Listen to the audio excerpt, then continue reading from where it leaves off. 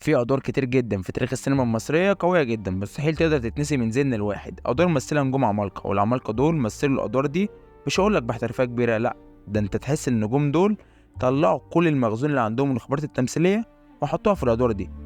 ففي الحلقه دي هنتكلم عن افضل 15 دور في تاريخ السينما المصريه. فسلام عليكم، اهلا بكم في برنامج الفيلم. انزل بتتر يا ابني. اللي يقول بكره تتعدل، واللي يقول الصبر طيب، واللي يقول كلام، واللي ما يعرفش يقول ايه.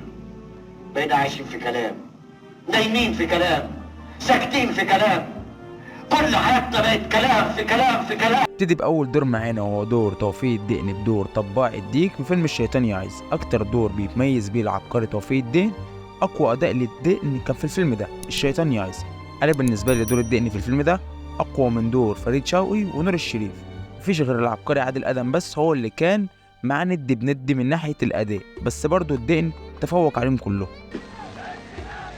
وجرايه للدنيا، الناس كلها بقت فتوات، امال مين اللي هينضرب؟ الدور رقم 14 معانا هو دور عادل أدم بشخصية عزيز في فيلم حفاة على جسر من الذهب. قمة الأداء العالي من البرنس عادل أدم، الدور متفصل له هو. عادل أدم ليه أدوار كتير من روائع السينما زي دور داغر الشهاوي مثلا، بس دور عزيز فريد من نوعه. الدور رقم 13 معانا هو دور عبد الله غيث بشخصية أدم الشرقاوي في فيلم أدم الشرقاوي.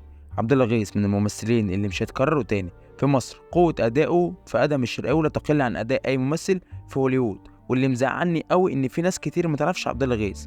الراجل كل اداءاته في السينما المصريه رهيبه، وخارج السينما المصريه زي فيلم الرساله اللي كان بيعمله مع الممثل العالمي انطوني كوين، واداؤه ما يقلش عن اداء انطوني كوين في الرساله. وانطوني كوين بنفسه قال ان عبد الله غيث ممثل قوي جدا. نيجي للدور رقم 12 معانا في القائمه، وهو دور محمود عبد العزيز بشخصيه جمال ابو العزم او مزاجنجي في فيلم الكيف. الصراحه احترت اختار مين، يحيى الفخراني ولا محمود عبد العزيز. في الكيف لقيت ان اداء محمود عبد العزيز اقوى وايكونيك اكتر من دور دكتور يحيى الفخراني. شخصيه مزاجنجي دي حكايه، شخصيه مستحيل ان الواحد يمل من مشاهدتها. اداء ولازمات من محمود عبد العزيز تدرس في التمثيل. دور على الورق صعب جدا انه يتمثل. محمود عبد العزيز حوله للحم ودم بافضل صوره ممكنه. دور ايقوني ومستحيل يتنسي للساحر محمود عبد العزيز. بحبك يا ستموني مهما الناس لموني. دور رقم 11 معانا هو دور العبقري صاحب لقب الأسد في أفضل 100 فيلم في تاريخ السينما المصرية برصيد 15 فيلم. شارك في دور البطولة وهو شكري سرحان شخصية عباس في فيلم البوسطجي. حاجة جميلة جدا لما تتفرج على ممثل معجون تمثيل. في الدور ده شكري سرحان بين وأكد إنه من أفضل الممثلين في تاريخ السينما المصرية. الدور رقم 10 معانا وهو دور أفضل ممثل في تاريخ السينما المصرية من وجهة نظري، وحش الشاشة مجرم الشاشة محمود المليجي بشخصية عبد الصبور الوحش في فيلم الوحش. بتضايق جدا من الناس اللي بتقول ان محمود المليجي انطوني كوين الشرق. انا بالنسبة لي المليجي اقوى من انطوني كوين. نرجع بقى لدور الوحش. المليجي اتقن الشر في الفيلم ده بكل معنى الكلمة. كان معاه انور وجدي، لكن كنت تحس انه مش موجود من قوة اداء المليجي. نظراته، اللهجة، عينيه اللي بيتمثل من غير ما يقول اي كلمة. بجد من افضل الادوار في تاريخ السينما المصرية. وفيلم الوحش بيحتل المركز ال70 في قائمة أفضل 100 فيلم في تاريخ السينما المصرية. عموما معظم أدوار القائمة دي هتلاقوها موجودة في أفلام موجودة في قائمة أفضل 100 فيلم في تاريخ السينما المصرية. الدور رقم 9 معانا من نصيب العبقري نور الشريف بشخصية حسن سلطان في فيلم سواق الأتوبيس. هنا نور الشريف وصل لقمة الأداء، ممثل عبقري بكل ما تحمله الكلمة. فيلم سواق الأتوبيس بيحتل المركز الثامن في قائمة أفضل 100 فيلم في تاريخ السينما المصرية. وبتكلم بالتفصيل عن الشخصية دي في حالة العبقري نور الشريف، هتلاقوها في صندوق الوصف. يبقوا اتفرجوا عليها بعد ما الحلقة دي تخلص. الدور رقم 8 معانا هو دور الإمبراطور أحمد زكي بدوره في فيلم زوجة رجل مهم بشخصية العقيد هشام أبو لفا. دور عبقري كالعادة من الأسطورة الإمبراطور أحمد زكي. كفاية المشهد الأخير من الفيلم اللي طلب فيه المخرج العبقري محمد خان من أحمد زكي في المشهد الأخير إنه يبص في الكادر بنظرة انتقام، بعد كده النظرة اللي بعديها تكون حزن. فيعمل أحمد زكي يبرنا طبعا كعادته، فيعمل عكس التوقعات تماما. يعمل نص وشه اليمين في نظرة انتقام، والنص التاني حزين. رحمه الله الإمبراطور العبقري أحمد زكي.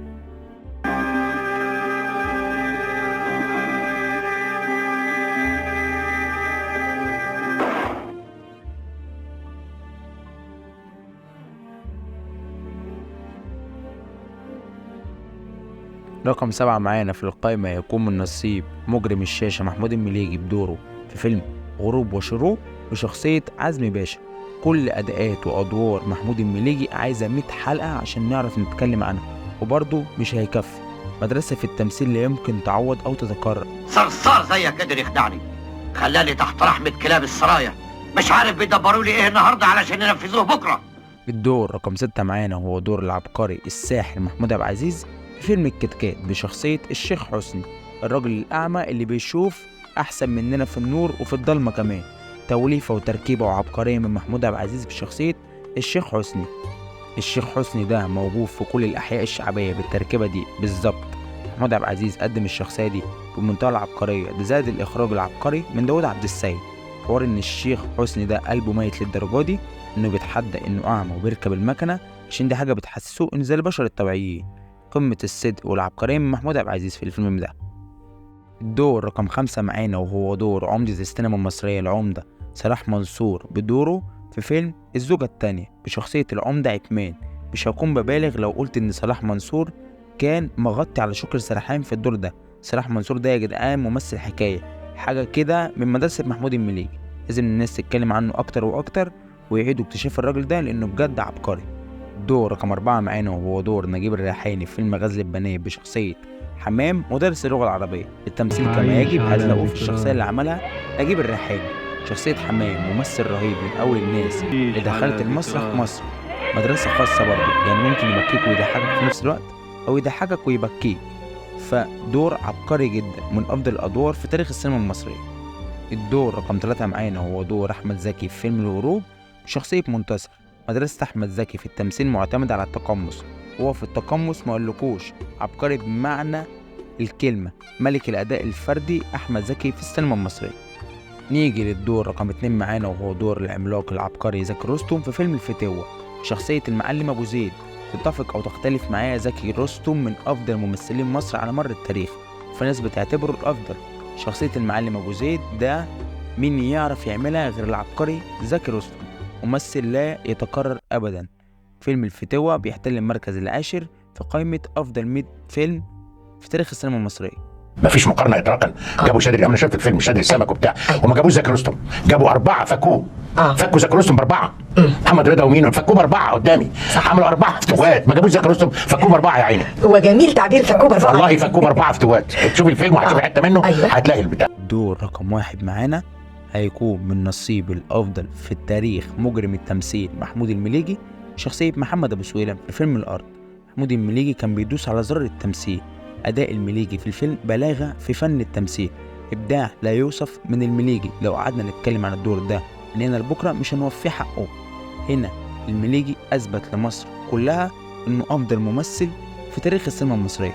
رحم الله طيب القلب الأسطورة العبقري الوحش المجرم محمود المليجي. بس كده، انزل بقى اعمل اشتراك واعمل لايك والحاجات الحلوة دي. بس كان معكم يوسف وائل من برنامج الفيلم. انزل بالتتر النهاية يا ابني. المشهد اللي حضرتك شفته وبيأديه الفنان محمود المليجي وحسيت فعلا انه وصل الى العالميه في هذا المشهد، تقول ايه؟ لما بيجي وراه محمد افندي وخلاص شالوا له الغيط بالحديد وبوظوا له القطن وما عرفش خشيت عليه بالملي لمعت العين. لو عندك اي حاسه نحو الممثل ممكن يدي ايه او ايه الطاقه اللي موجوده فيه، لا ممكن تقفش انه ده حاجه غنيه جدا جدا جدا ما بتحصلش في حياه مخرج مرات كتيره جدا. ده يا لا الله يرحمه، يا نهار ابيض راجل.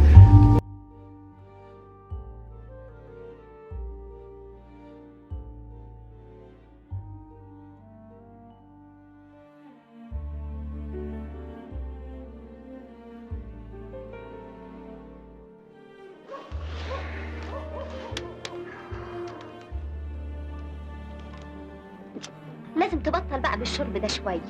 الازازه دي غداره زي اختك. يا اخويا اختي مش غداره، ده اختي غلبانه.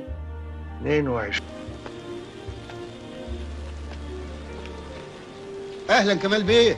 سايب شغلك ورايح على فين يا وادي علاوله؟ عم الحاج بعتنا ندهله ابو دقشوم وحسن الدفاس من المخزن. طب ما تغيبش. حمامه ورشه بيرفرف يا كمال بيه.